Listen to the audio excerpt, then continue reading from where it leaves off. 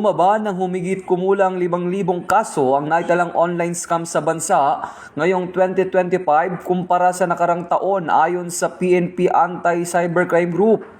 Ayon kay PNP ACG spokesperson Police Lieutenant Wallen May Arancillo, na mula Enero hanggang kalagitnaan ng Disyembre 2025, nasa 9,834 na kaso ng online scam ang nai-report.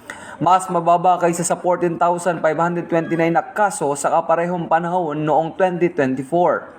Ayon sa PNP ACG na marami pa ring insidente ang hindi naiulat, lalo na kung maliit lamang ang halagang na scam.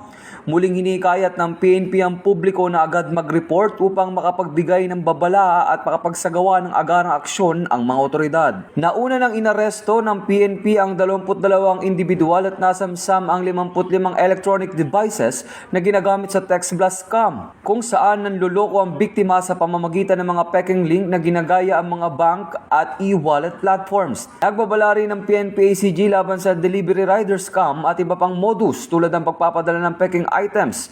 Pinayuhan ng publiko na huwag basta mag-click ng kahinahinahang links, huwag mabigay ng personal at financial information at tiyaking lehitimo ang seller bago magbayad. Ito ang bagong PNP para sa bagong Pilipinas, serbisyong mabilis, tapat at nararamdaman.